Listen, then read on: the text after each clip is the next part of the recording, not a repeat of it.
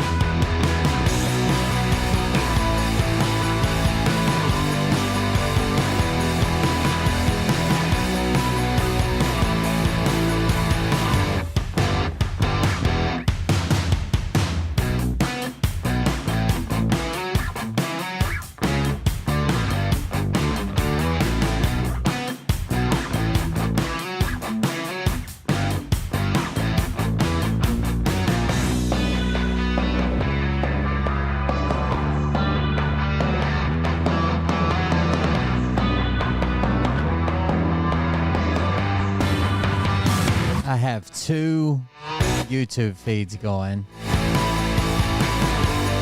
Sorry, this is taking me like a freaking hour to figure out, but I am here. And I should have a vertical YouTube and a regular YouTube live stream going.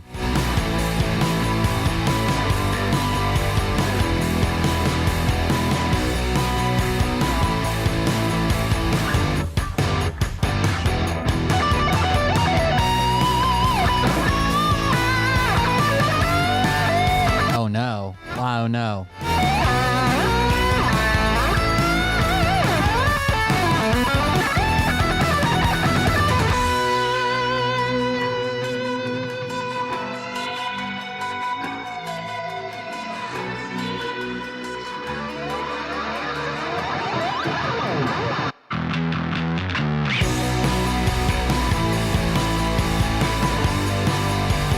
I need to go see now.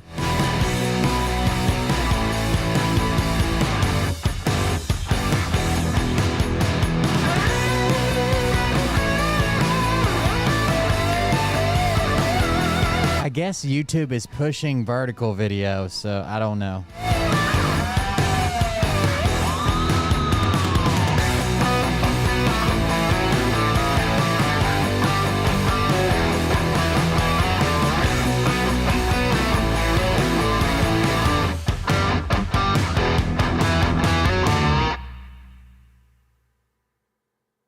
Okay, it's not letting me watch my own video. That's not good. Think what you think about when you're born into a fire.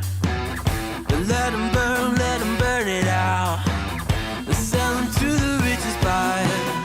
Yeah, I got 1 vertical video with 2 people watching, all right? Dr. J says found it. Fade away with fear. Apparently they push it. Like Sage had one that had like hundreds of people in his chat. And it's just from people scrolling shorts like TikToks. And then it'll suddenly suggest live videos for them. So we'll see. Listen up now. But this, I've had so many accounts get not allowed on YouTube that I had to wade through the wrong ones to find the right ones. So never let the truth fade away. But I need this chat linked, don't I? Why is it not doing both chats? Burn away, we feel betrayed. We were raised to lose the race. Wake the back. Oh, it is over here. Okay, that'll be good enough, I think. It is over here where I highlight messages. There's 2 different ways. So when you're scrolling through shorts, sometimes randomly live streams will come up instead of a recorded video. And then the other way is like you can go into shorts and when basically like in the search where I'm near the search bar, you can hit live only. Or I guess you could find it on my page. Like if you go to my YouTube page right now, it's showing 2 live streams going on at the same time. You click one, it's full screen. Click the other, it's vertical. But the way that they're suggesting them to people is somebody's just scrolling through like TikTok, and then suddenly one of them will be alive, which is weird, but I eat the corn the long way. I eat corn on the cob because I like the shape and not the taste. That makes sense? I'm in it for the cob. Bro, did you guys see RFK? Oh my God.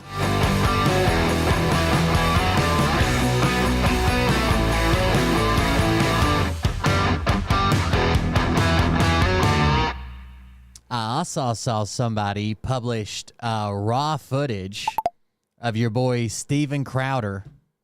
Your boy Steven Crowder doing a deposition where he called the wrong guy a neo-Nazi mass murderer. They had the guy's name, age, description, but he used the wrong picture. And his credible source for using the picture and claiming that the mainstream media won't show you this picture, his credible source for the picture was called News Today Africa.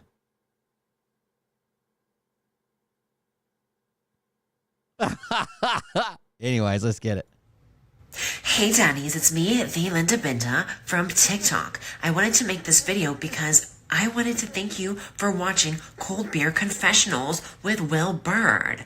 I think that's just incredible. I've watched a few episodes and I'm just like very intrigued. But you know what I'm most intrigued in is?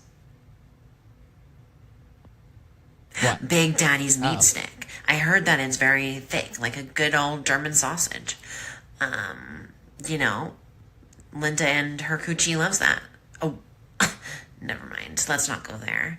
Anyways, I hope you have a good show and enjoy it as you can. There's a lot of weird things that go on, especially when it comes from the realm of Linda Bindaland. So, enjoy the show. Thanks for watching. Peace out. So this is kind of a test stream. It seems like everything's working. I know that you'll see me twice on the vertical stream when I slide by. I haven't figured that out yet. It's probably a better experience. Like, I'm all for, like, new people finding me through the shorts feed. That's great. It's probably a better experience in the vertical because I've got the, in the horizontal. Because I've got this screen. Like, if you're watching on vertical right now, I can move it around. But it's not always the greatest, right? Because everything's not always centered correctly and stuff because my whole show is laid out for vertical format. So you might see me even doubled up on the screen over there because I've got this overlaid. See what I'm saying? I did see Demo Ranch is quitting YouTube, which is wild, dude. He's been around forever. But I can't knock him, right? It's getting so much harder to create gun-friendly content on all platforms, especially YouTube. The latest craze on gun YouTube was... Michaela Robertson 81 just resubscribed for 20 months. Thank you for the resubscription.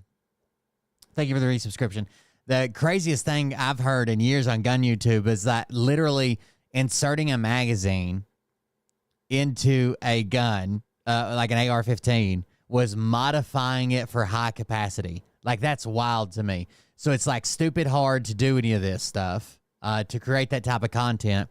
Plus, he said he looked around, his kids are growing up. He wants to spend time with his kids. So he's a very, very, very wealthy man and owns this property, owns businesses, owns fucking everything. And his kids are growing up. Dude, if I had the choice of like to set back, retire, and I was a millionaire or do this show, I'd probably still do it because I'm a psychopath. But I understand why no one else would, right? They would just go spend time with their kids, basically permanent retirement.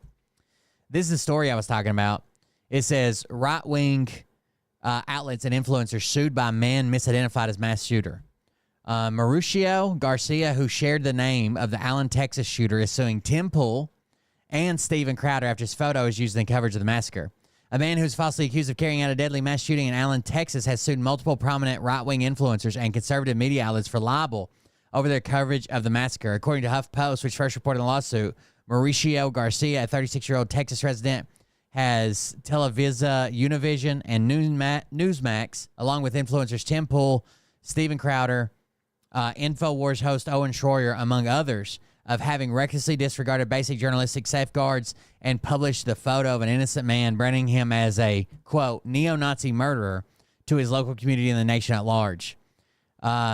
They ended up dismissing Fox News. They sued Fox News, ended up dismissing it, said they never should have been named originally. In May last year, a gunman shot and killed 8 shoppers at a mall in Allen, Texas. The alleged shooter later identifies 33-year-old Martinez Garcia was a self-avowed Nazi or neo-Nazi who espoused racist and violent rhetoric online for months before carrying out the massacres. As networks and online sleuths work to identify the shooter, the lawsuit alleges that the defendants misidentified Garcia as Martinez Garcia for days.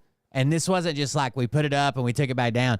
Like days, multiple shows that revolved around him with the and Steven Crowder's like, the mainstream media won't show you his picture because he looks Mexican. No, they weren't showing the picture because it was the wrong picture. Newsmax is accused of having prominently displayed a misidentified photo of Garcia on multiple shows and accusing him of being a member of the Puro Tango Blast prison gang.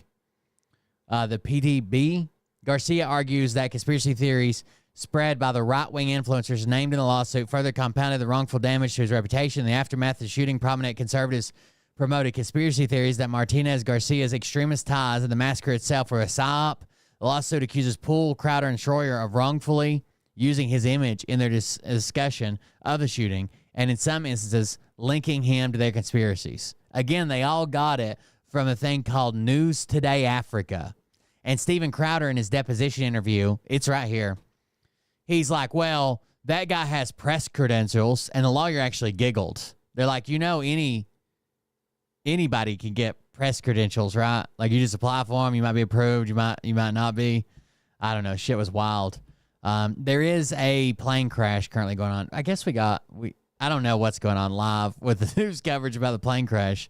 Agenda Free TV's covering it. Apparently, a regional jet, CRJ 700, Canadian regional jet 700, hit a Black Hawk. Now, typically, the minimum flight crew for a Black Hawk is 2. It's more than likely the minimum crew, depending on standards, is 4. A pilot, co-pilot, 2 crew chiefs. But they can have up to 11 packs in there, fully kitted out. So, like a full Black Hawk with soldiers on it is 11 soldiers and 4 crew, which would be 15. Plus, let's see. CRJ 700. 68 passengers max on the CRJ 700. I think someone was saying 64 is what I read earlier. Was that right, or am I just making that up? 60 plus. Full plane. A Black Hawk. Dude, here is the actual video of it. Hold on.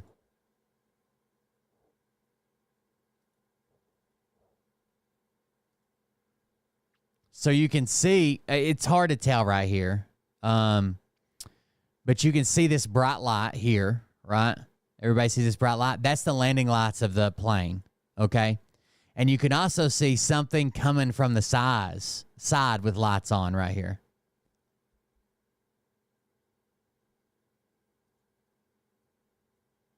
Why are you saying Sikorsky?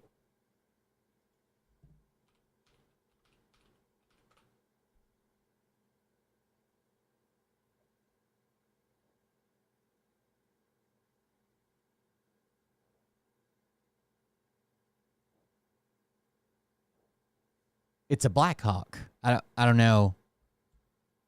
Anyways, you can also see another little light source here. See the 2 light sources coming together? And then when they hit, It's like a fireball, dude. Boom. That's the actual footage. It was caught on a webcam from like the Kennedy Center or some shit like that, like a live streaming webcam. And this, of course, is zoomed way in. But, yeah, that's definitely not good. Sikorsky makes the Black Hawk. Black Hawk is also acceptable. I don't know. Anyways, there's also some planes here. Apparently, they grounded flights for a few hours, takeoffs and landings at the airport. It was the Reagan, right? Reagan National in D.C. They have been reports they've been pulling bodies out, and they've been pulling out survivors. So, there you go.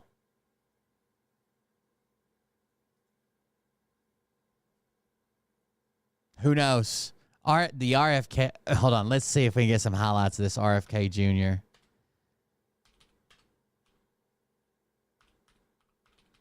The RFK Jr. stuff's been wild, dude. He said so many crazy things. So many crazy things. And they're bringing every one of them up. So first of all, Carolyn, his cousin, basically comes out and is like, he's addicted to power. He got everybody in his family hooked on drugs. Like just some crazy stuff. Like he won't take responsibility for anything. We don't like him anymore. So let's see if we can find Carolyn's video.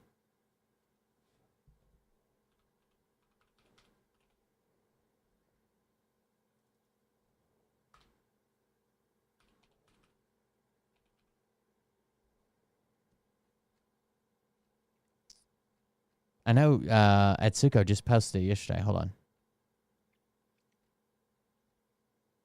Here it is. So this is her coming out in opposition, I guess. Dear Senators, throughout the past year, people have asked for my thoughts about my cousin Robert F. Kennedy Jr. and his presidential campaign. I did not comment, not only because I was serving in a government position as United States Ambassador to Australia, but because I've never wanted to speak publicly about my family members. I'm sure there's probably. Thank you for the resubscription. There were probably 20 just in holding patterns. It's a busy airport, right?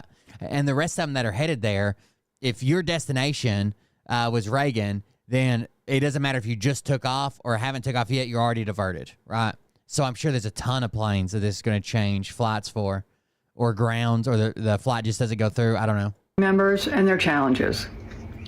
We are a close generation of 28 cousins who have been through a lot together.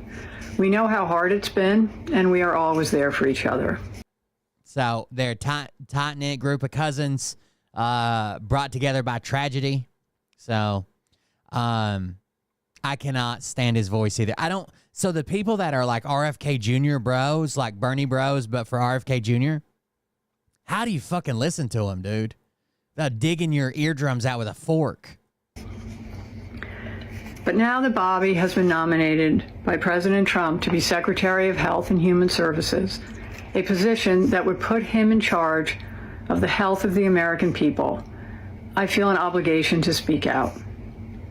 Overseeing the FDA, the NIH, the CDC, and Centers for Medicare and Medicaid Services, agencies that are charged with protecting the most vulnerable among us, is an enormous responsibility and one that Bobby is unqualified to fill. He lacks any relevant government, financial, management, or medical experience. His views on vaccines are dangerous and willfully misinformed. These facts alone should be disqualified. By the way, he is now saying that he's pro-vax. And Bernie Sanders brought in, you know that group that he started that got all the kids killed in Samoa for not taking the MMRs? Bernie Sanders brought in these big-ass boards that have these onesies that they sell on their website, which he just recently resigned from it. He was the leader of that until recently, but he just recently resigned. And the onesies say, like, no vax, no problems, no vax, no fear, like crazy shit on them. Qualifying. But he has personal qualities related to this job, which for me pose even greater concern. I've known Bobby my whole life. We grew up together. It's no surprise that he keeps birds of prey as pets, because Bobby himself is a predator. Ooh. He's always been charismatic, able to attract others through the strength of his personality, his willingness. I think a lot of it rides on his name, but he can also be charismatic, I'm sure, if the voice, especially if the voice used to be different. To take risks and break the rules. It sounds like it's like the human version of talking to a fax machine. I don't know what all those noises are. I watch his younger brothers and cousins follow him down the path of drug addiction. His basement, his garage, his dorm room were always the center of the action. where drugs were available, and he enjoyed showing off how he put baby chickens and mice in a blender to feed to his hawks. It was often a perverse scene of despair and violence. That was a long time ago, and people can change. Through his own strength and the many second chances he was given by people who felt sorry for the boy who lost his father, Bobby was able to pull himself out of illness and disease. I admire. Sikorsky is just a maker, right? But the nomenclature the military uses don't have them. They don't involve the maker. It'd be like the military uses a Humvee, but they were made by GM, right? Or you drive a Toyota Tacoma. It's fine to say I drive a Toyota or a Tacoma or a pickup truck.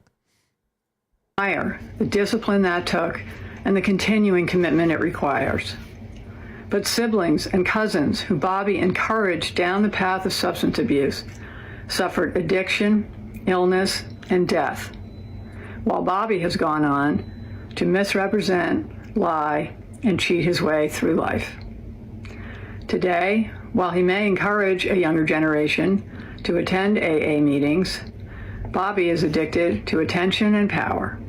Uh-oh. Bobby preys on the desperation of parents of sick children, vaccinating his own kids while building a following hypocritically discouraging other parents from vaccinating theirs. Even before he fills this job, his constant denigration of our healthcare system and the conspiratorial half-truths he's told about vaccines, including in connection with Samoa's deadly 2019 outbreak of measles, have cost lives. And now we know that Bobby's crusade against vaccination has benefited him in other ways, too.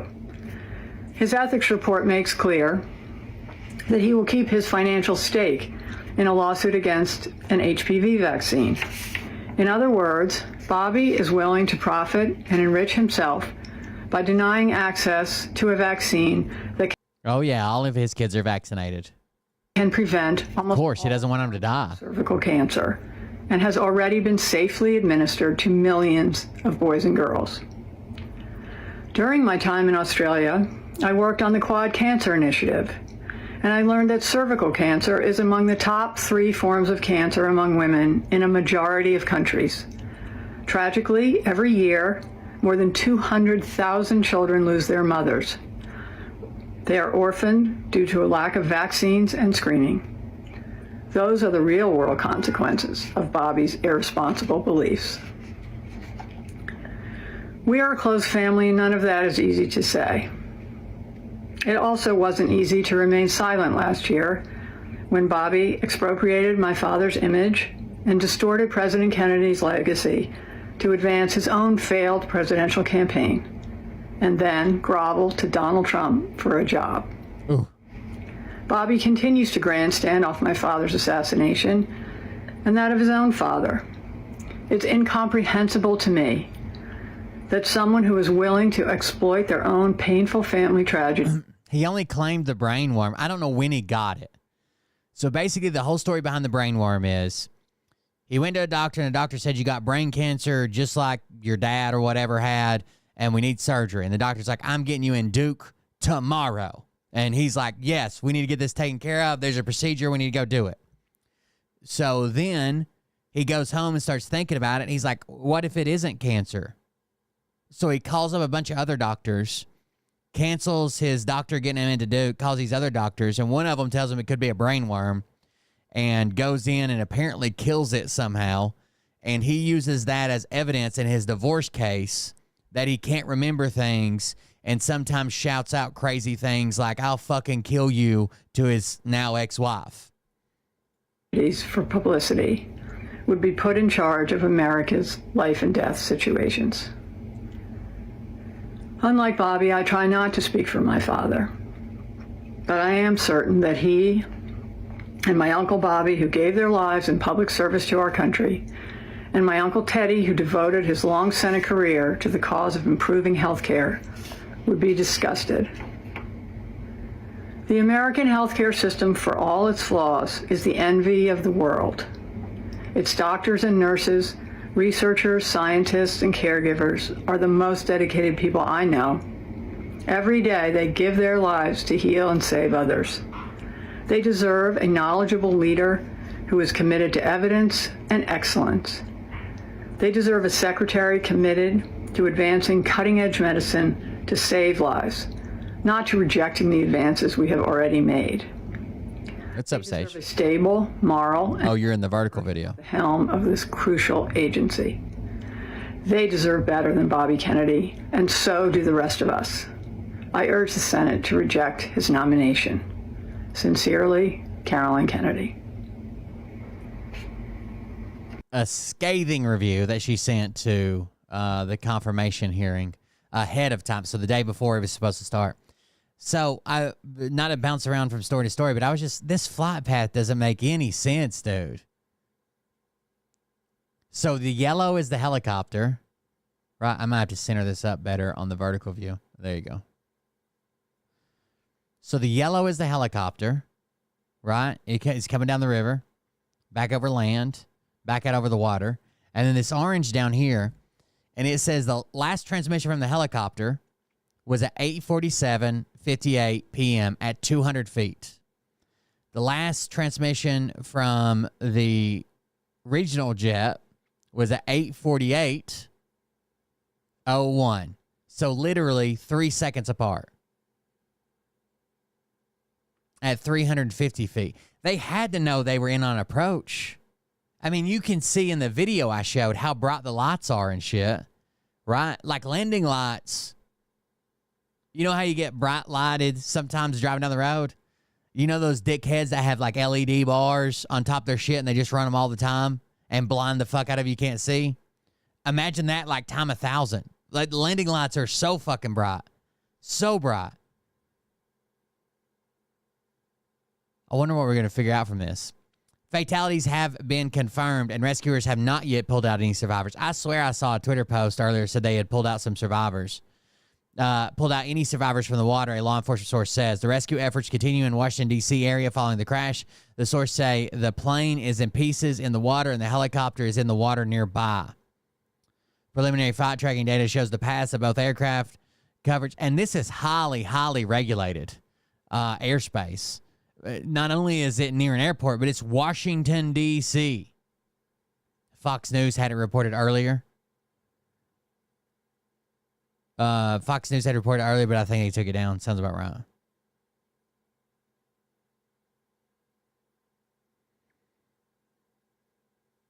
So I'm sure the helicopter had to see them coming with their landing lights and shit. They just don't have the ton of speed. Well, depending on which direction they were moving and what they were doing at the time.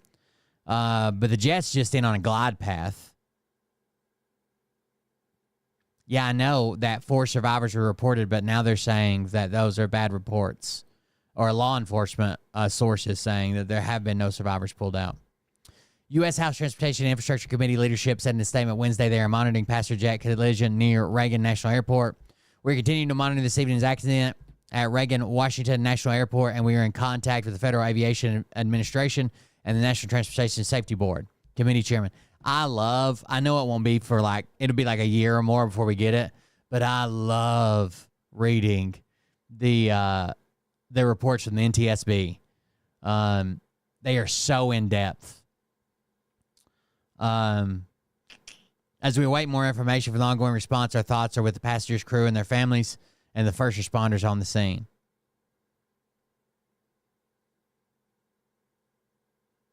Wife on board crash plane. I'm just praying that someone is pulling her out of the river right now as we speak. Oh, that's so sad. From his wife, shortly before the plane was supposed to land, she texted me that they were landing in 20 minutes, he said. But his text back did not get delivered. That was when he realized something could be wrong. On a training flight, U.S. Army Black Hawk that collided with a passenger jet on Wednesday was on a training flight at the time of the incident. Joint Task Force National Capital Region Media Chief Heather Charisse tells CNN the 12th Aviation Battalion, based out of Fort Belvoir, provides helicopter transportation and technical rescue support to the National Capital Region. It's not clear where the Black Hawk took off from before the collision.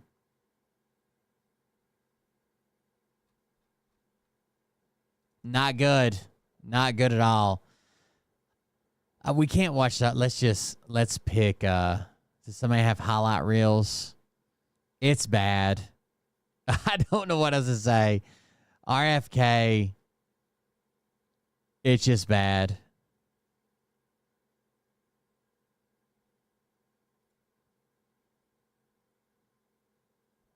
I don't want to be a problem that needs to be fixed. Thank you. Thank you, Senator. Senator Sanders. Thank you, Mr. Chairman. Mr. Kennedy, thanks for being with us. I very much like the slogan that you coined, Make America Healthy Again. And I strongly agree with that effort.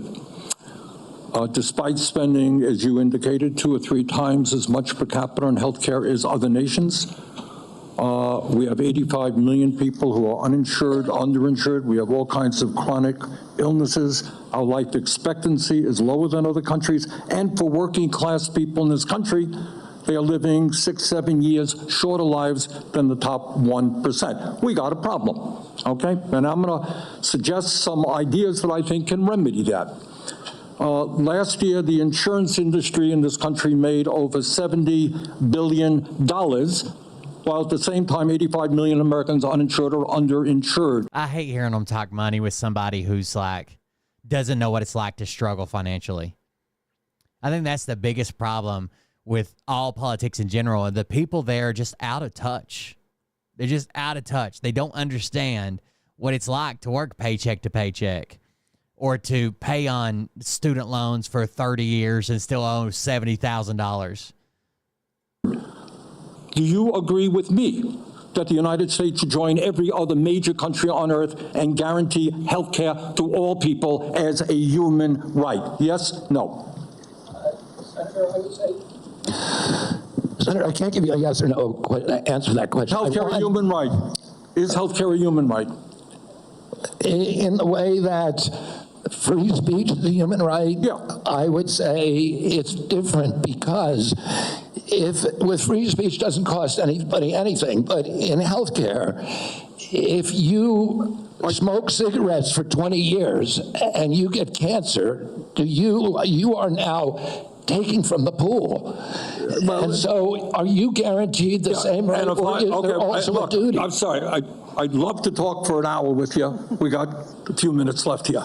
All right, every other country in us says healthcare, whether you're poor or rich, young or old, is a human right. I'm not hearing you say that.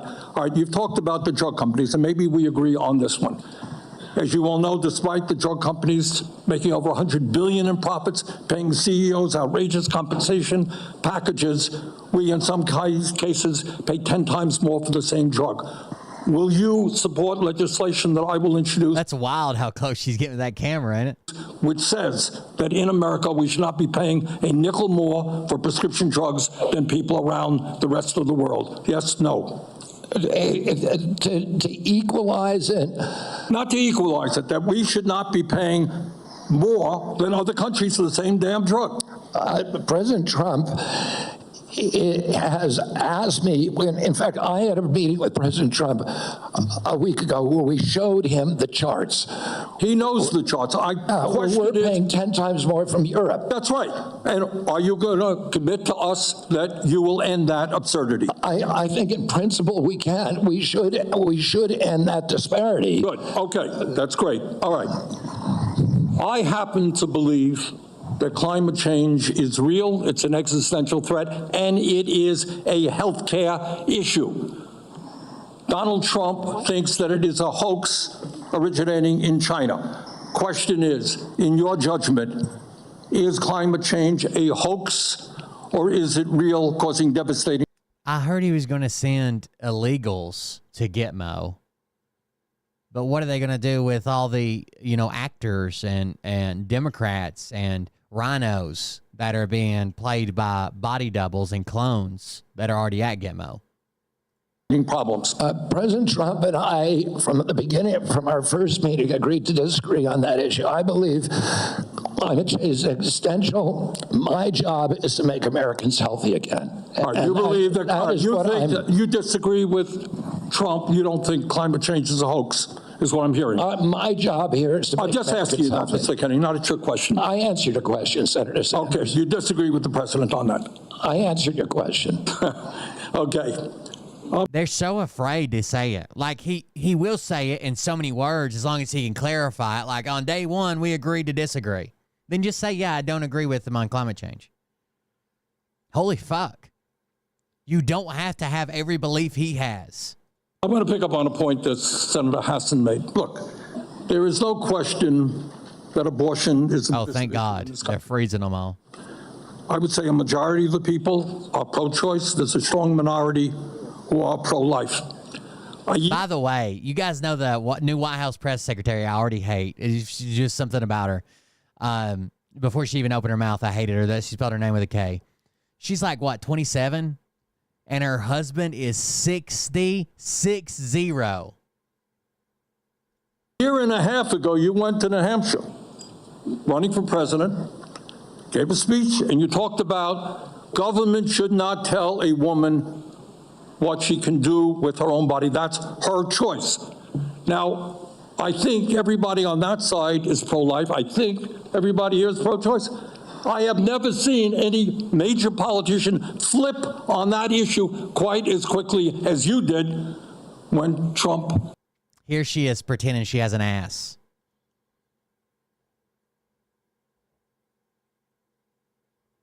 Six zero. He is 60.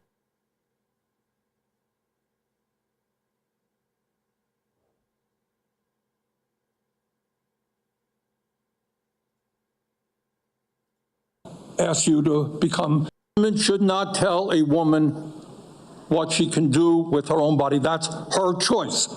Now, I think everybody on that side is pro-life. I think everybody here is pro-choice. I have never seen any major politician flip on that issue quite as quickly as you did when Trump asked you to become HHS secretary.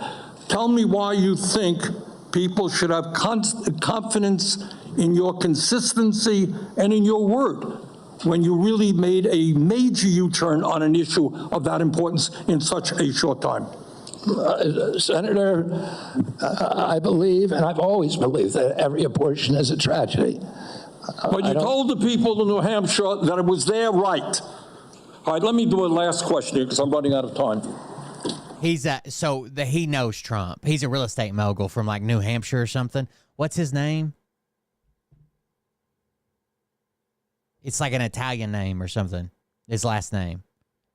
I think the gist of what you're trying to say... Here we go. Break them out. ...today is you're really pro-vaccine. You want to ask questions. You have started a group called the Children's Health Defense. You started a group called the Children's Health Defense. Now, this group is literally designed to keep your kids from getting vaccines. He just said he's pro-vaccine. But the group, Waluigi, is designed to keep vaccines away from your children. But he just said he's pro-vaccine. So what could they possibly be selling? Originator. Right now, as I understand it, on their website, they are selling what's called onesies. These are little things. Unvaxxed and unafraid, no vax, no problem. Clothing for babies. One of them is titled Unvaxxed, Unafraid. Next one, and they're sold for $26 a piece, by the way. Next one is No Vax, No Problem. Now, you're coming before this committee and you... Onesies for babies that say no vax, no problem, unvaxxed, unafraid. And he's going to say, well, I'm not associated with that anymore. Yeah, you quit like 3 months ago, dude.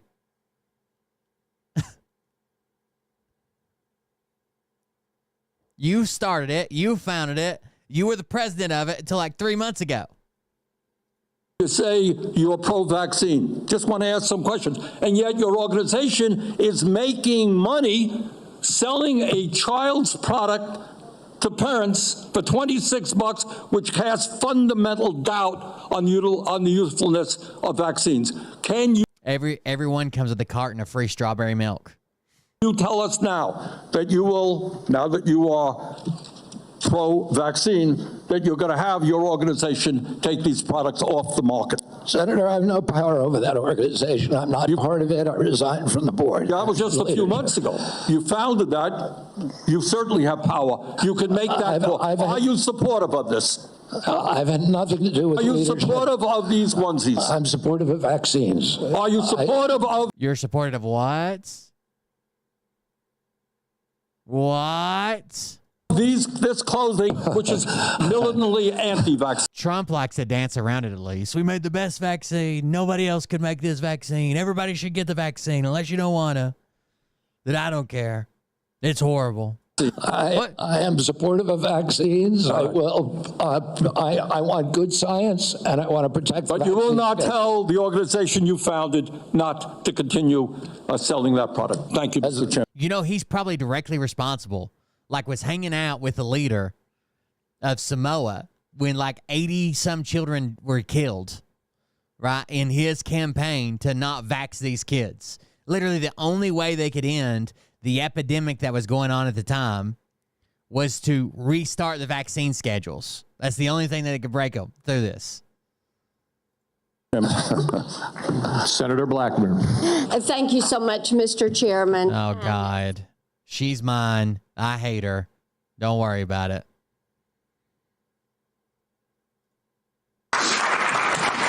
Senator Warnock.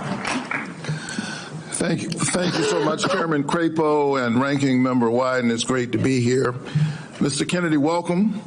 Welcome to you and to your family. Thank you for meeting with me a few days ago. I'd like to follow up, if I might, with some of the issues that we discussed in my office. I want to talk to you first about the CDC, or the Centers for Disease Control and Prevention. I'm proud of the work that the CDC does, proud that it's located in Georgia with more than 10,000 employees in my state. If confirmed, you would be the cabinet secretary over the CDC, representing HHS. It's about 29% of the federal budget. CDC is a part of that. Do you agree that the CDC's work is critical to Georgia, critical for our country, and the health of the entire world? Yes, Senator. Senator Isaacson, my Republican predecessor, would have agreed with that.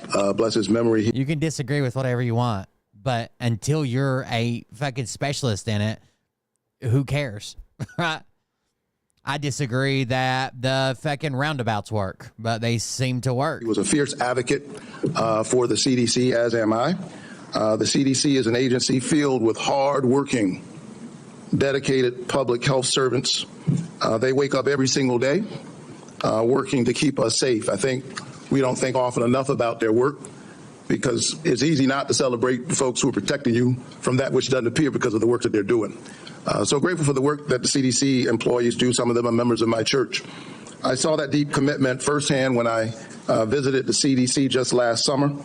Mr. Kennedy, you have compared the CDC's work to Nazi death camps. You've compared it to sexual abusers in the Catholic Church. You've also said that many of them belong, this is a direct quote, many of them belong in jail. For me, those are disturbing characterizations of the CDC workers that I know who are trying to keep the American public safe every single day. And as you are presented as the nominee for this position, I need to know, do you stand by those statements that you made in the past, or do you retract those previous statements? Senator, I don't believe that I ever compared the CDC to Nazi death camps. I support the CDC. My job is not to dismantle or harm the CDC. My job is to empower the scientists, if I'm privileged to be confirmed. So you retract those statements? I'm not retracting it. I never said it. Well, actually, I have a transcript of me saying that it's a Nazi death camp. Let me read your words. Actually, I have the transcript. It says that the institution, CDC, and the vaccine program, is your description of their work, is more important than the children that it's supposed to protect. And you know, it's the same reason we had a pedophile scandal in the Catholic Church. It's because people were able to convince themselves that the institution of the church was more important than these little boys and girls who were being raped. That's pretty provocative language. You said in another statement to me, this is like Nazi death camp. I mean, let me finish. I'm just reading your words. I mean, what happened to these kids? 1 in 31 boys in this country, their minds are being robbed from them. Yeah, I was not comparing the CDC to Nazi death camps. I was comparing the injury rate to our children to other atrocities. And I wouldn't compare, of course, the CDC to Nazi death camps to the extent that any statement that I made has been interpreted that way. Yeah, I don't agree with that. In 2003, the United States Congress Government Oversight Committee ended an over a year investigation of the CDC and used almost that same language. They said that the CDC... There is hardly anything in the world, medical-wise, that we have so much data on as we do vaccine programs, right? Because everybody gets them. Everybody's had them. We've had years and years and years and years to study them. There's nothing medically that's more well documented. I mean, not everybody, right, gets a bypass. Not everybody breaks a leg. Not everybody catches this disease or gets cancer.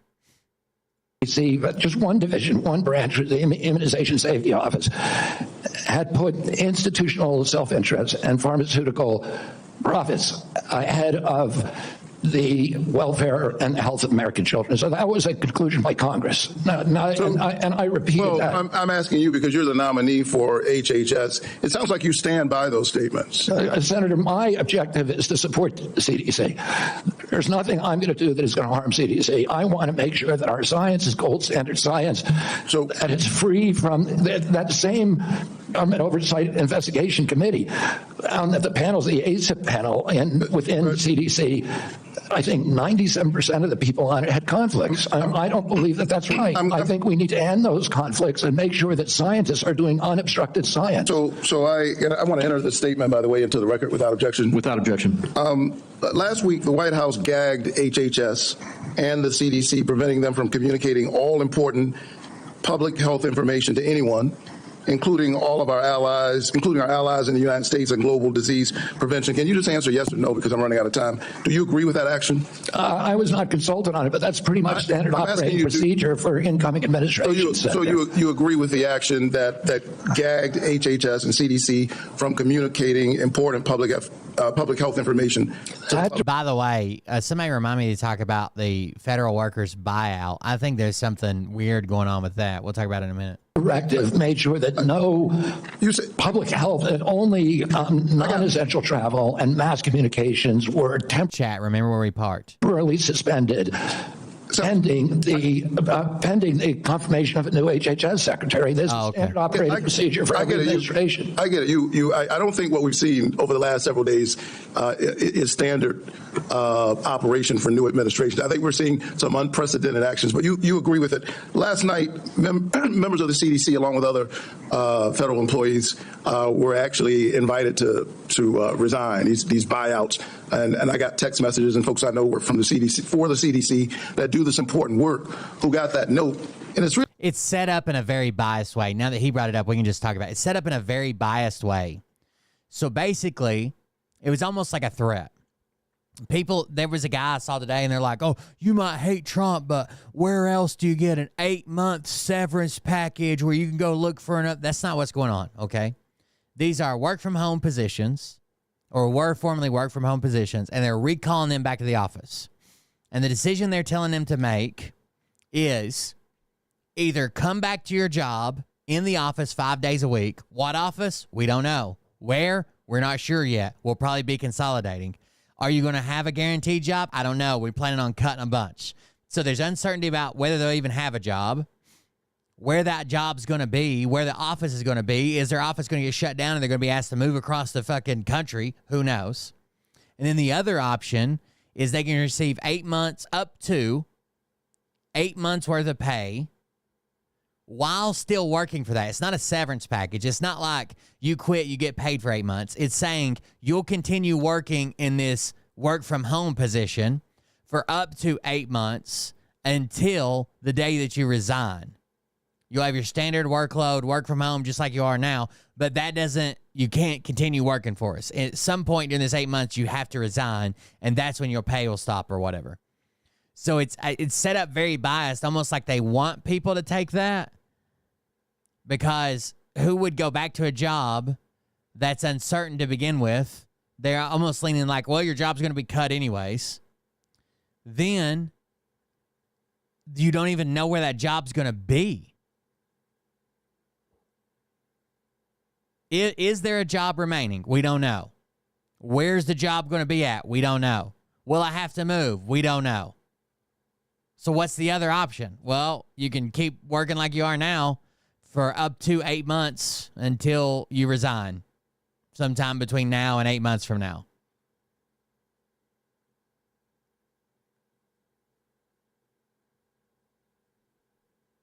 That's incredibly biased, right?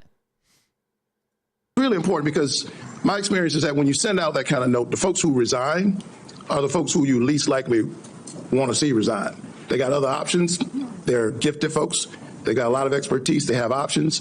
A lot of them are doing this work because of their patriotism, because of their commitment. Do you agree with the buyouts that were presented to CDC employees just last night? I agree. At the vast majority of the scientists and experts at CDC. I think it would be much clearer if they came back and said, okay, you still have a job and your job will still be at such and such, or you don't have a job, you'll be coming back to no job, or you still have a job but you'll have to relocate, 4 states over when you come back, or do the 8-month thing.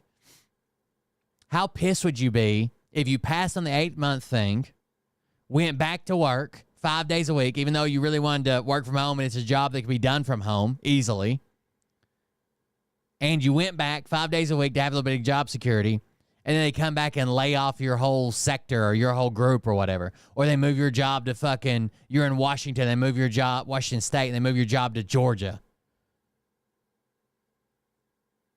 CDC, our patriots, and good government service. Can you tell me yes I don't think anybody's going to resign who's going to make America healthy. Can you just answer yes? Okay, you agree with the buyouts.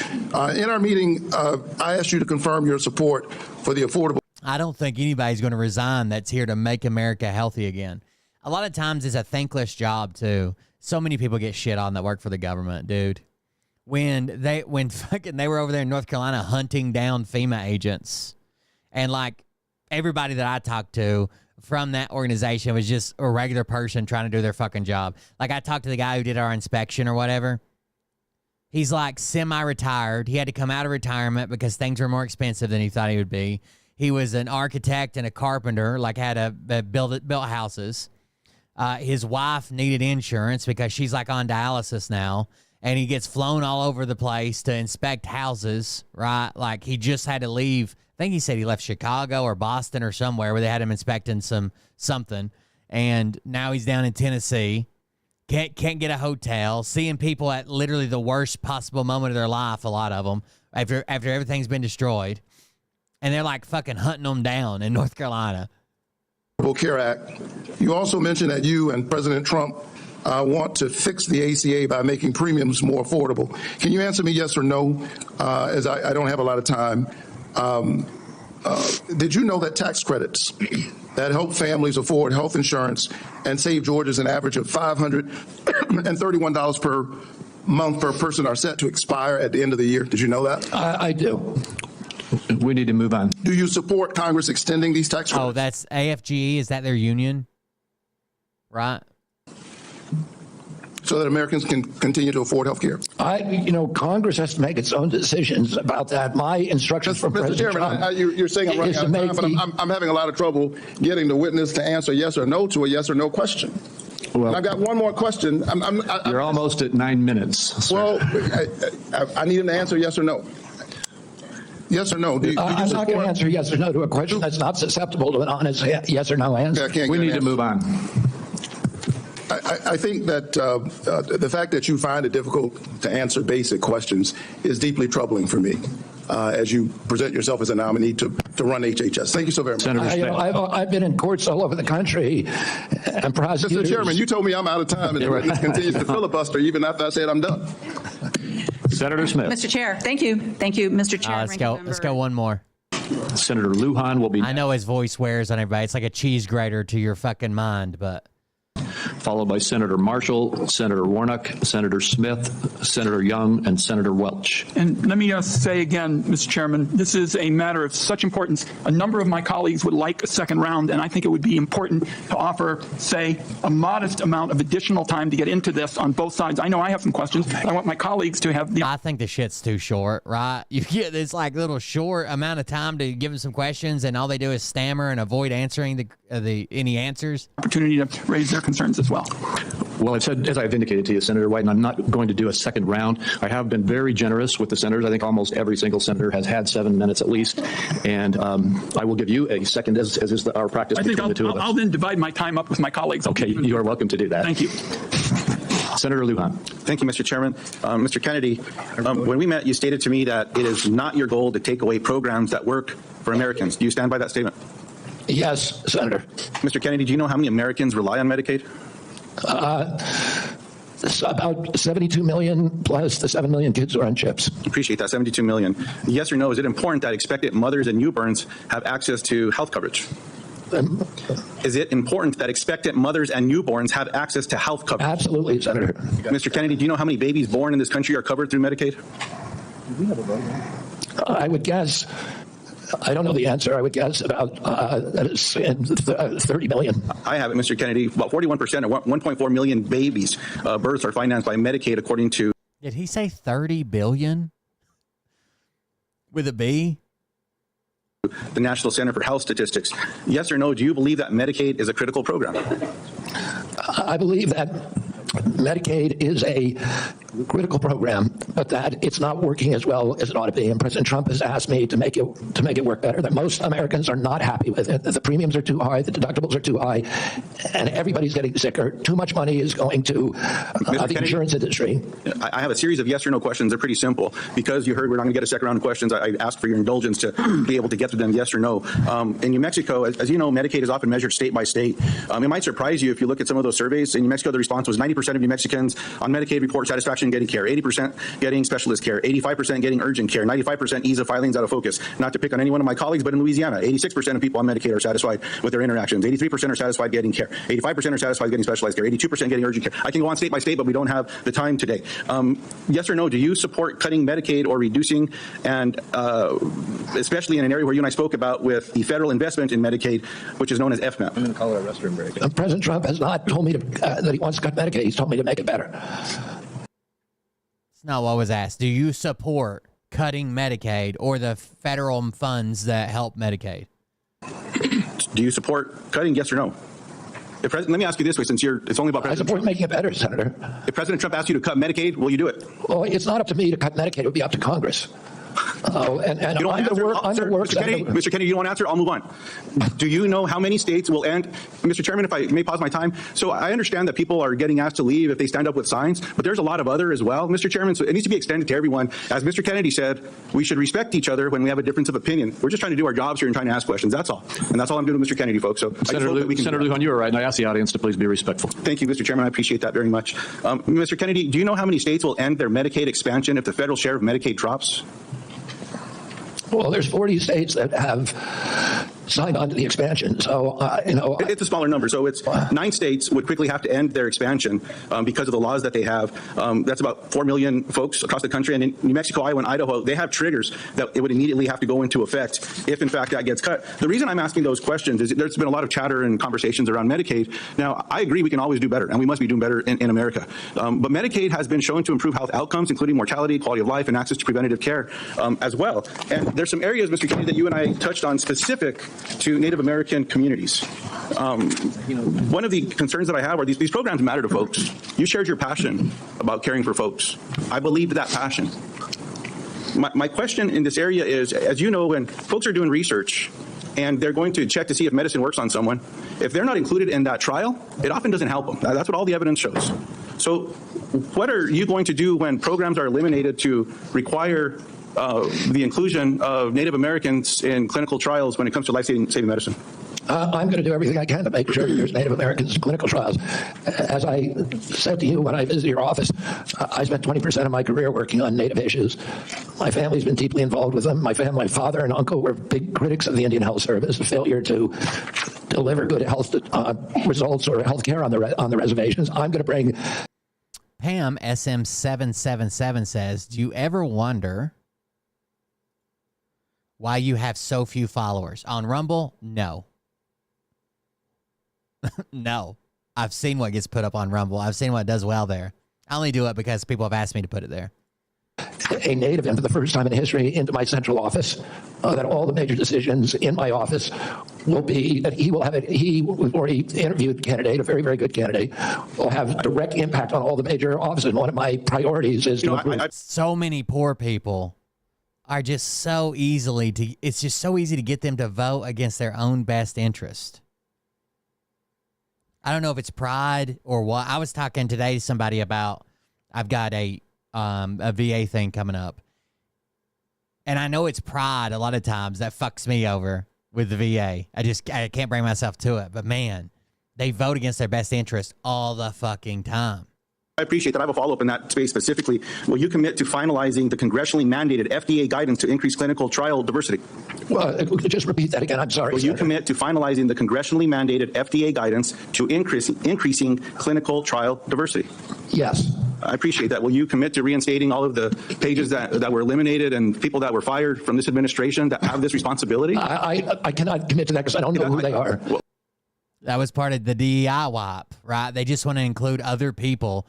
You know, for the longest time, they didn't even include women in clinical testing. Like, it was just dudes, and they figured if it's good enough for a human, it was good enough for everybody. Well, there's I'm committed to working with you to make sure those positions are adequately staffed.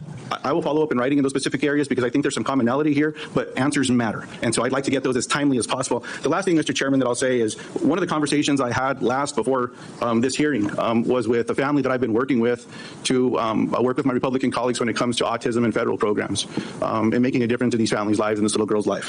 What I'm asking now, Mr. Chairman, is unanimous consent to enter into the record an article from Autism Speaks titled, quote, "Do Vaccine." It depends on what state you're in. Some Medicaid programs do have deductibles. Autism, end quote.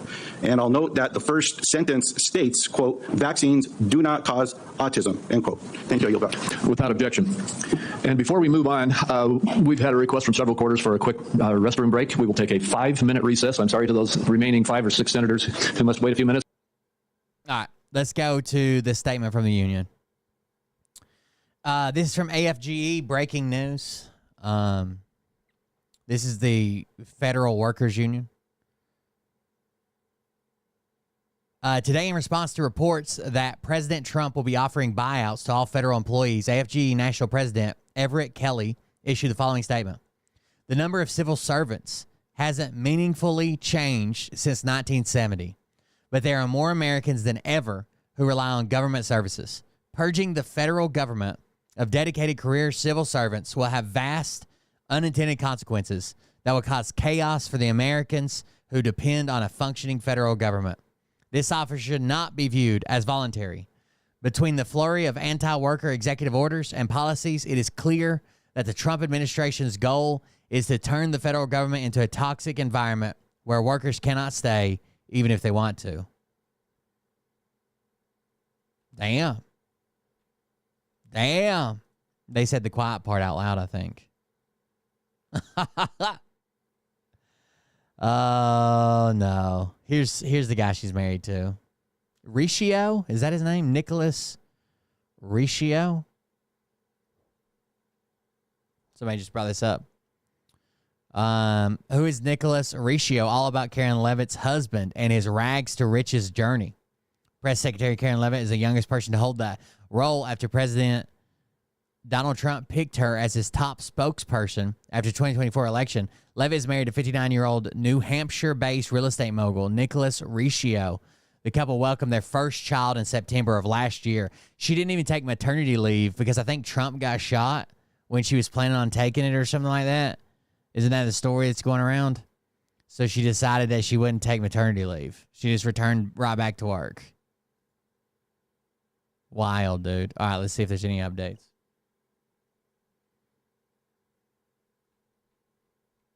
Yeah, it's already so most of the federal services you go for have already kind of stretched their limits, have waiting times, they're already backed up and shit, and now a ton of people are gonna, I don't know. The American Airlines CEO headed to D.C. Transportation Secretary says he's spoken with local authorities pledging federal support. By the way, I want you to combat this when you see it. Speaking of support, the narrative that people are spreading is that, now we know the $750 is a lie, right? That's what you immediately get. If you qualify for more funds, you get more funds. $750 is what they offer to everybody before the fires in Hawaii. I think it was like $500, right? So they even raised it. That's the immediate needs fund. The narrative that's being spread is that Biden didn't do anything for Helene, but when California called, he said, I'll cover everything for 6 months or a year, whatever. In reality, what happened is Governor Newsom said he called Biden, and Biden said, we're going to cover 100% of the response. The fire trucks, the extra firefighters, a bulldozer if you need it, to cut a fire line. We're going to cover 100% of the response. Now, if you know from Helene, we didn't know exactly how bad it was, and it kind of escalated as people started figuring stuff out. So originally, we were like in a category to where individual payments may not have been authorized, but almost immediately that went up. I think it like took 2 days for the individual payments to be raised, right? We were like category B, we need to be category A. But from the moment that the flood happened in North Carolina and Tennessee, from the moment the flood happened, FEMA covered 100% of the costs associated with the response. I don't know how people get these two things confused. No one said that the federal government is going to 100% build back every movie star's house in California. You guys understand what the response is, right? It's not, we're going to build every house, we're going to pay everybody as much as they want, the response. FEMA funds covered the response to the natural disaster. And it did the exact same thing. The exact same thing in Tennessee and North Carolina. It covered 100% of the response. There was no difference between those two operations. It's just wild to see people run with that. Like, oh, I can't believe they're going to pay out for California. They give anything to anybody in North Carolina. But they did. 100% of the response was covered. Anyways, I saw somebody today say that they think that Trump plans to basically get rid of so many workers, it cripples and breaks the government. Then they can say, see, it's not working, and put whatever they want in there. So I saw that, or a news story about it. Let's see if we can find it.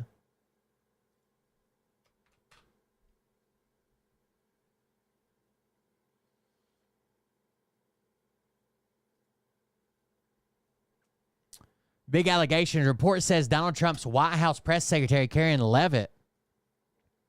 Oh, shit. What's loading? What's going on? What happened? I clicked an ad. Karen Leavitt took hundreds of thousands of dollars in illegal campaign donations. A recent Notice investigation has eventually revealed that renowned White House press secretary Karen Leavitt concealed near about $300,000 in campaign debt from her unsuccessful congressional run in the year 2022. So she did run for Congress once, reported Salon. The 27-year-old Karen Leavitt allegedly amended 17 financial disclosures to the Federal Election Commission while nearly tripling her reported campaign liabilities. According to Salon, the recently revealed report actually uncovered that approximately 2/3 of the new debt stems from the mandated refunds to donors who exceeded legal contribution limits. This is written like a child. As it should be noted that the federal campaign finance regulations require candidates to return or redesignate excessive contributions within a maximum of 60 days, but White House Press Secretary Karen Leavitt is yet to fulfill this obligation. The End Citizens United organization, which originally accused the campaign of White House Press Secretary Carolyn Leavitt of unlawfully accepting contributions beyond legal limits, now claims the new filing validates their initial complaint, asserted Salon. Spokesperson Bawadan Saeed issued a warning that Carolyn Leavitt's ongoing fundraising to close the debt could eventually create a significant conflict of interest while potentially allowing wealthy donors to influence her position as a press secretary. Ooh, that's not good. So it originally come from Salon. Let's see.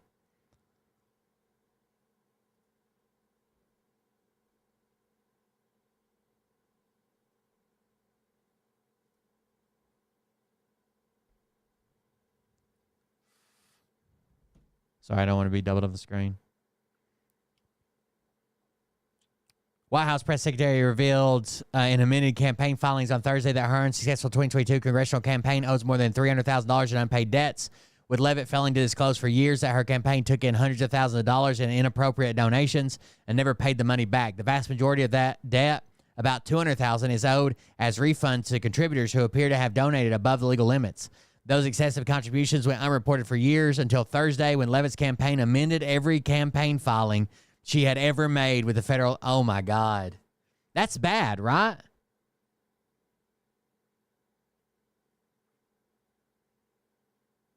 So the day, a couple days after Trump gets inaugurated, she amended every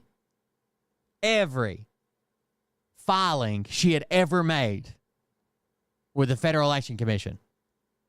Congressional candidates can technically accept campaign donations exceeding contribution limits as long as they refund the contributor or redesignate the fund within 60 days, according to the federal campaign finance law. Leavitt's campaign committee appears to have done neither. Her congressional campaign committee admitted 17 campaign finance reports on Thursday, noting that over the course of 3 years, Leavitt took in a number of excessive contributions that she failed to report and has failed to pay back, essentially stiffing her donors. When contacted for comment, Leavitt had Axiom Strategies, Aaron Perrine, a former communications director for Ron DeSantis' PAC, handle notice questions. An FEC inquiry was prompted by one double filing, and the employees involved was dismissed. Eric Brown, general counsel at Axe Capital, wrote in a statement. These amendments were made at the FEC's instruction following careful post-election review of campaign fundraising records and involved no acts, errors, or omissions of the candidate. According to Thursday's FEC filing, Leavitt campaign owes Axiom Strategies $46,748. The campaign also owes Axe Capital $518. In response to additional questions, such as what Brown meant by double filing, whether the campaign had settled the debts, whether the campaign had reached a conciliation agreement with the FEC, how the campaign had missed spending an additional $200,000 for more than 2 years, and why the money was not returned within the 60-day window, Brown wrote, Axe Capital is working with the FEC to address outstanding issues, none of which directly involve the candidate, and the candidate is never personally responsible for the committee's reimbursements. The newly disclosed excessive donations essentially triples Leavitt's campaign debt, bringing the total to $326,370 owed to vendors and contributors. Leavitt had previously reported $105,605 in debt in a filing at the end of September in 2020. So just in September of 2024, a few months ago, she was still saying $105,000. But just after Trump is inaugurated, it suddenly balloons to $300,000. For example, one donor, former New Hampshire Governor Craig Benson, donated $8,700 to Leavitt's campaign ahead of the 2022 general election. According to finance records, campaign contribution limits were $2,900 per election at that time, and the newly filed records show Leavitt's campaign still owes him a refund more than 2 years later. The excessive donor issue isn't exactly new for Leavitt. In 2022, campaign finance group End Citizens United made a complaint to the FEC alleging that Leavitt's campaign and its treasurer violated federal campaign finance laws by illegally accepting contributions over the legal limits and failing to refund those donations. In a statement of notice, End Citizens United spokesperson Bawadan Saeed said Levitt's amended reports clearly show that the complaint we filed with the FEC was correct. She took excessive contributions, which is against the law, and is just now reporting them 2 years later. She ignored this violation until it became politically inconvenient, only addressing it because she's in the public eye and under greater scrutiny. An FEC spokesperson told Notice a status update on the complaint is not yet available. Due to confidentiality requirements, we can only point to matters that are closed and published, Deputy Press Officer Miles Martin said. But the new records released Thursday reveal a far more widespread pattern of accepting contributions over the legal limit, and they underscore how severely Levitt's campaign has violated the law requiring the committee to refund donors within 60 days, according to the records filed today. Levitt has filed to refund donors for years. According to the records filed today, Levitt has failed to refund donors for years. One longtime FEC expert and attorney who was uninvolved in the case but asked to remain anonymous because they were not authorized by their law firm to speak about it, told Notice the new files are likely rectifying issues surrounding the 2022 complaint. As a statement from Levitt's lawyer suggested, the campaign could be forced to pay tens of thousands of dollars in fines, in addition to more than $300,000 in debt. If they filed these amended reports today, that probably means that they have signed a conciliation agreement, and sometime soon that will be released by the FEC. We'll see what the penalty is because there's multiple, the expert continued. There's reporting violations, and there's accepting illegal excessive contribution violations. There's failing to return, multiple violations of the Federal Election Campaign Act. Of course, there's another concern raised from Levitt's campaign debt, how she plans to repay the money. Her campaign only has about $8,000 in cash on hand, meaning the campaign already spent the excessive contributions. And Levitt's personal financial disclosure from the 2022 campaign showed no assets. In recent years, the White House press secretary has been paid approximately $180,000 in salary. I think you do the press secretary position for exposure, right? Because it's a big headache, but you get a lot of exposure, right? You're always on the news, always on the national stage, but $200K, not great. For Levitt to settle that debt, she could either write a check herself or she can fundraise. The White House press secretary seeking donations to settle old campaign debts may present its own set of ethical issues, however. As Inside Citizens United noted in the statement to Notice, the situation creates a glaring conflict of interest for Levitt in her role as press secretary. She still needs to raise money to refund those contributions, potentially opening the door for wealthy donors and corporate special interests to curry a favor with her, the administration, or the president. Said said. There is, of course, her new husband, Nicholas Riccio. Riccio owns a real estate company that is reportedly worth millions, and he was on Levitt campaign's finance committee during her congressional bid. Riccio is still owed $1,000 by the campaign, according to the latest filing. His company, Riccio Enterprises, is owed $1,300.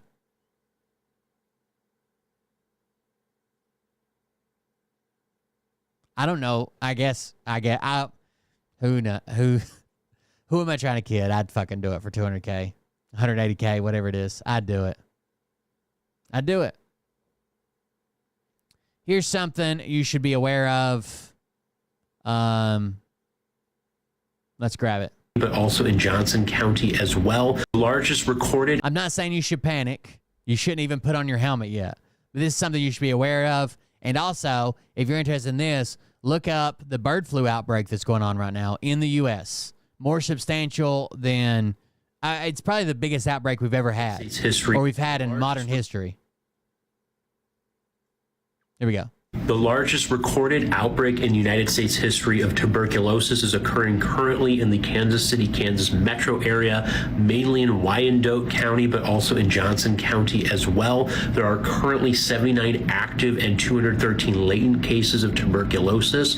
What I mean by that is that it is caused by a bacteria called Mycobacterium tuberculosis.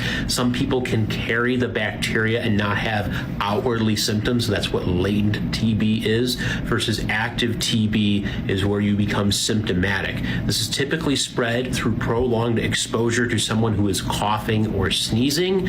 It can also be spread through raw milk as well.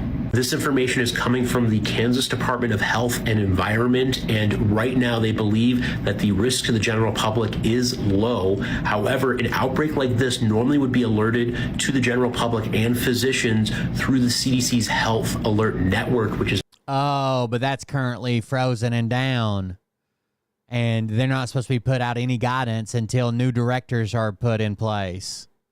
This normally would be alerted to the general public and physicians through the CDC's Health Alert Network, which is not happening right now because there is still a pause that's been issued by the executive branch of the government to federal health agencies. This pause needs to stop as quickly as possible because to tackle public health problems, communications is key.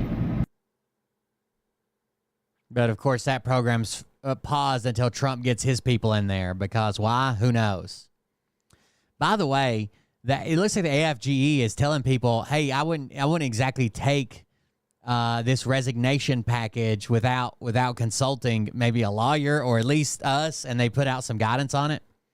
And then you have the Office of OPM, the Office of Personnel Management, put out a post saying, answering the most common questions about the deferred resignation offer. And it says, yes, you can choose to resign and will no longer be required to work. Whether you travel, relax at home, or explore new opportunities, you'll continue receiving your full government pay and benefits. But that's not what the offer said. It said continue to work from home for up to 8 months. Then, at some point in there, you need to resign and go into your new... But the OPM is posting on Twitter that you can just say, fuck it, do whatever, not work, and still get paid for 8 months. Full pay and benefits.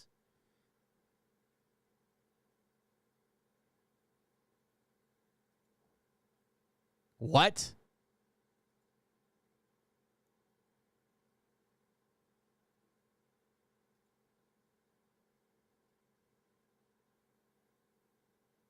I wouldn't trust anything from the Trump administration, dude. Where's this money coming from? Has it been earmarked and laid out and already gathered?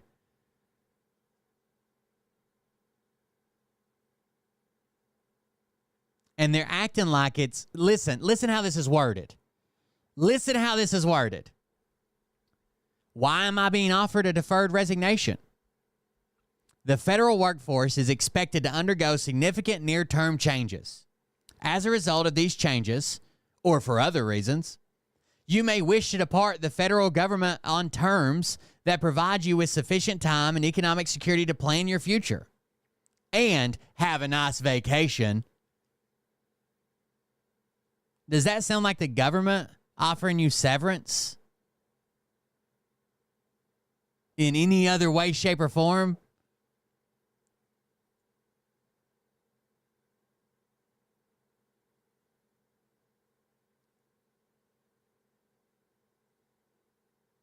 The only ones that it's not getting offered to are the military, immigration, and the postal service. It sounds like the dialogue from... Yes, it does. From the Fallout game. 100%.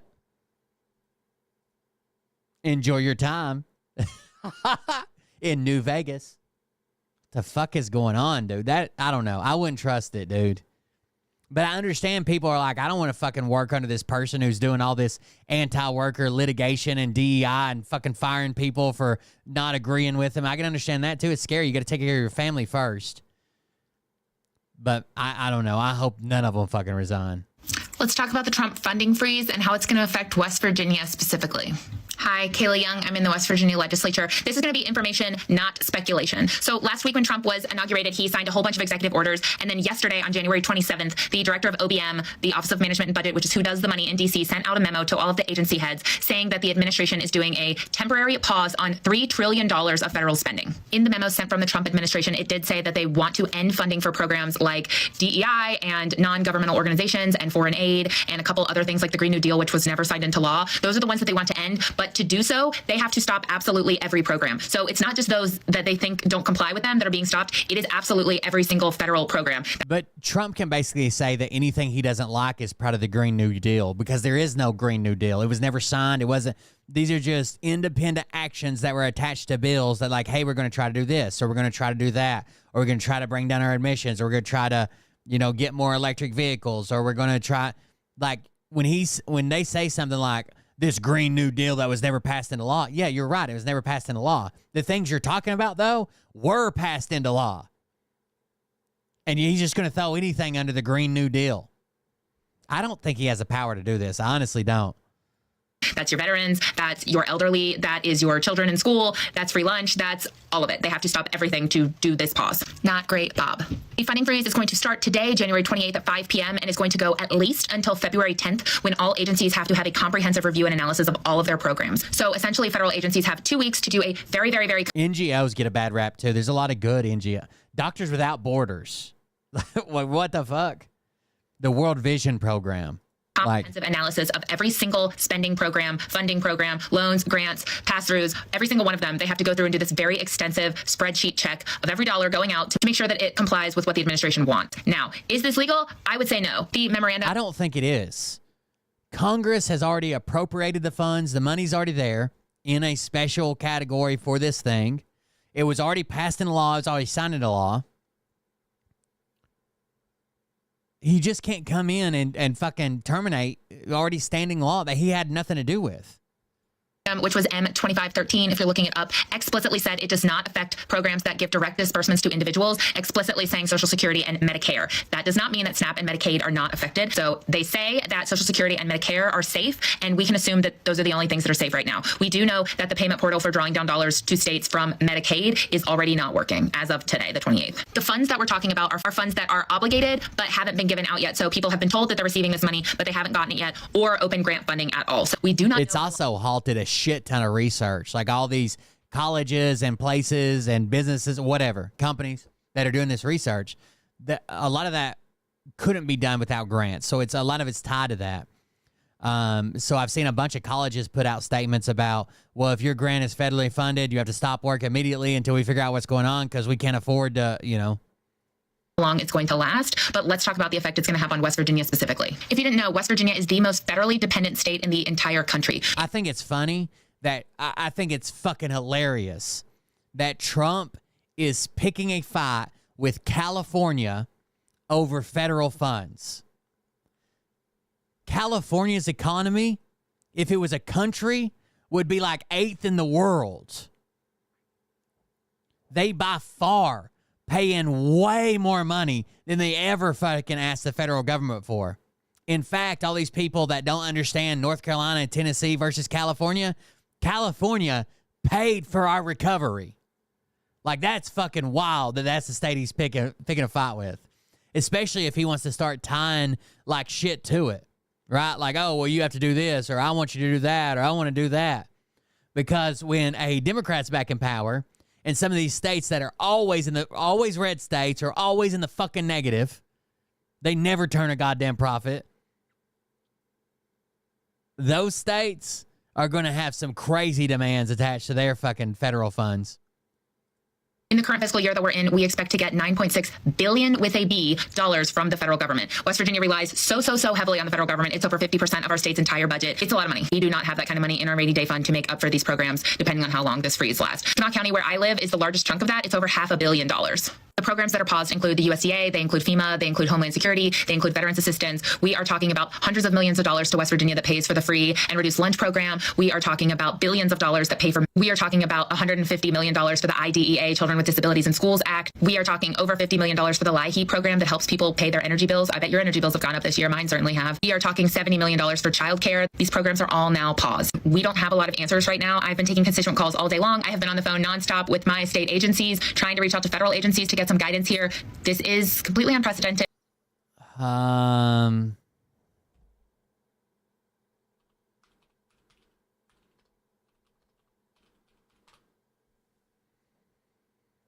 wish it would have hit one of those drones they told them not to worry about. No, that's fucked up. I shouldn't have said that. The Potomac River. They are working diligently. Coming from Anacostia across our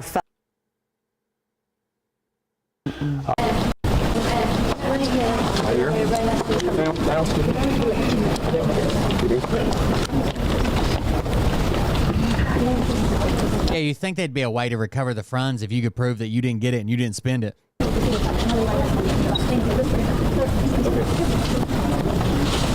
Here we go.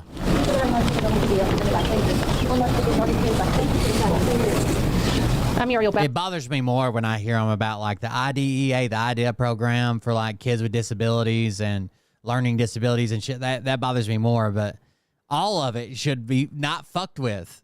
Sir, I'm the mayor of Washington, D.C. I'm at Reagan National Airport. I am joined by United States Transportation Secretary Sean Duffy, United States Senator Jim Moran, Senator Roger Marshall, Jack Potter, the CEO of the Metropolitan Washington Airports Authority. We are here to brief you on the very tragic events of this evening, where we know a passenger plane coming to the airport here collided with a military helicopter. Our fire department, DC Fire and EMS, supported by fire departments and police departments from across the Washington metropolitan region, are executing a rescue operation in the Potomac River. They are working diligently in very dark and cold conditions, cold water, to execute this rescue operation.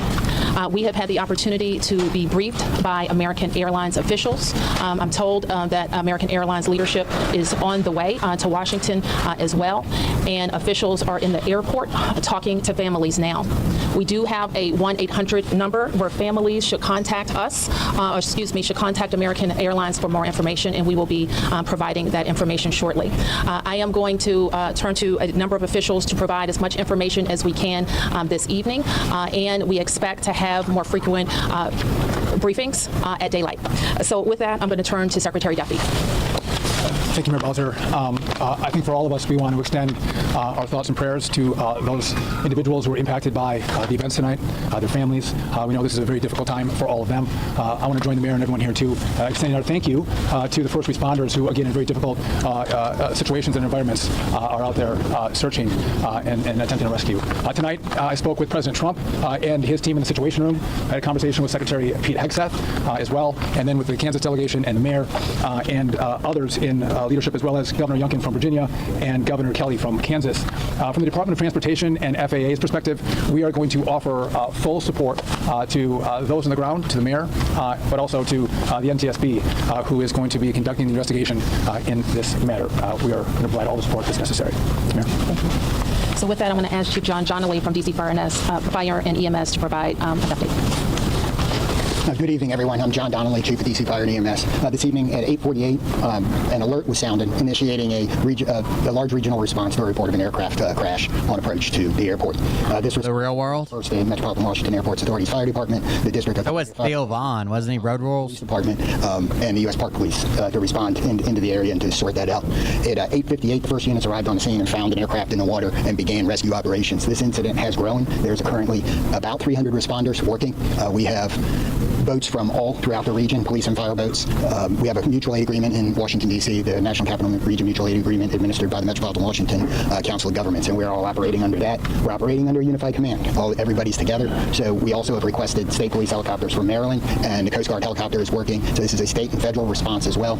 U.S. Coast Guard's got some boats in the water as well. So it's a highly complex operation. The conditions out there are extremely rough for the responders. It's cold.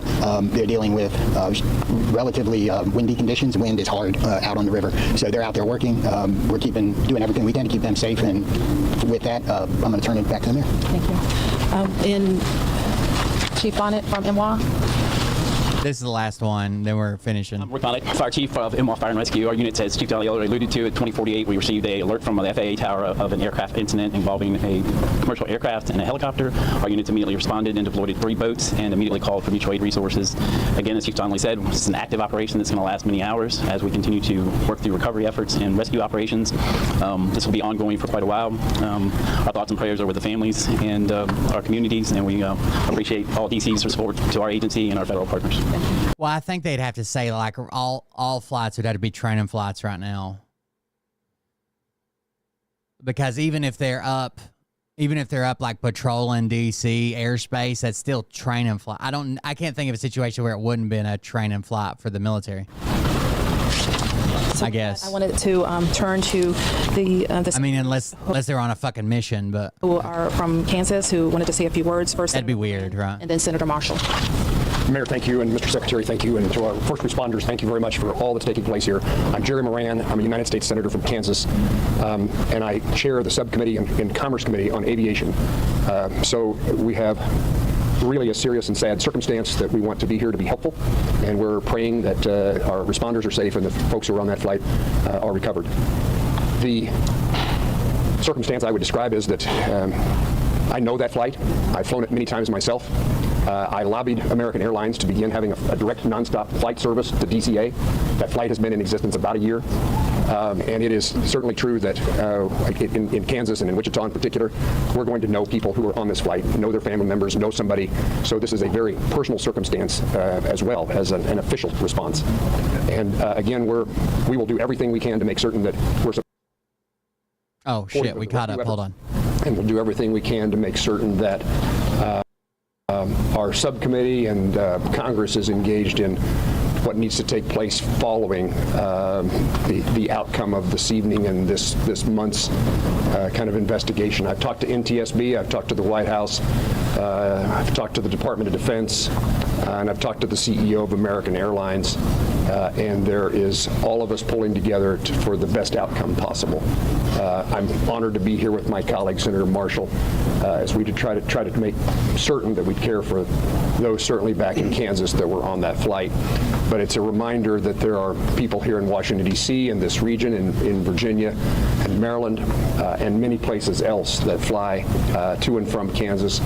And so we're rooting and supporting all those, regardless of where you're from. And Mayor, I appreciate the gathering here for us to try to provide information to those in Kansas and across your city. Thank you. Yeah. Okay. Thank you. Well, thank you, Senator Moran and Mayor, Secretary. You know, when one person dies, it's a tragedy, but when many, many, many people die, it's an unbearable sorrow. It's a heartbreak beyond measure. And I know Senator Moran and I are here just to say we care. We wish that there was more we could do, but unfortunately there doesn't seem much at this time. I want the folks to back home to just know that we care, that we love them, and that this is a time when we'll have to join arms together. Sad situation. I was just saying if they had any more updates. I can't think of I can't think of a time like and it would be weird if they were on a mission. I expected it to be called a training flight because they have to have hours. They're in D.C. It's a good place to patrol. I don't know. Anyways, last video, then we'll wrap it up. I already ended the vertical video mod, so you guys don't have to keep checking it. It did work, so I'll probably start streaming there regularly. Yeah, when I have it up, I'll just start streaming there at the same time, I guess. We'll have 2 YouTube streams. See if it works for some point. Despite what the White House press secretary said at the podium earlier, I believe it is my duty to report to you the truth of what actually happened today in Illinois. Donald Trump's administration is lying to you. The White House's attempt to walk back what they did today does not match what we saw on the ground. They assured us that Medicaid would not be affected. That was a lie. Our state agencies were unable to access the Medicaid system until an hour ago, preventing payments for services. And this has been reported from states across the nation. When we reached out to federal agencies, they informed us that they have been directed not to discuss any guidance with states. They have canceled previously scheduled meetings for this week. The White House assured us that Head Start would not be affected. That was a lie. Providers across the state experienced outages, and some were unable to make their payroll. They assured us that they were doing nothing to take away individual assistance from the most vulnerable people in our state. But they refused to say I don't think people are happy with it, they would for sure. restore LIHEAP, the Low-Income Housing Energy Assistance Program, payments to support the unemployment system, and Meals on Wheels. These are programs that hundreds of thousands of Illinoisans depend on. Children, seniors, veterans, working parents. Let's just be clear about what happened over the last 24 hours. At 7:42 p.m. last night, we saw a memo from the White House saying that they were pausing federal funding across the board. This morning, along with all 50 states across the country, we discovered that our ability to access critical federal funding had been cut off. And now the administration would like us to believe that these were just coincidental website outages. Donald Trump and his administration have not earned the benefit of the doubt. They are either lying to us or they are critically incompetent. Either lying to us or critically incompetent. I think that's a good way to end it. All right, guys. Thank you all for joining us. Thank you for being here. If you want to support the show, do it at coldbeer.fund, coldbeer.fund, where you can make a donation. If you want the show to keep going, you like what you see, that's cool. If not, I understand. Thank you all for joining us tonight, and we'll be back tomorrow. Hopefully, we can keep doing the vertical streaming, see if it gets any more viewers. We'll see. I don't know. I got some appointments and stuff coming up this coming week, and we'll move on from there. Thank you guys for joining us. We'll see you on the next one. Have a good night. Love you. See you. Bye.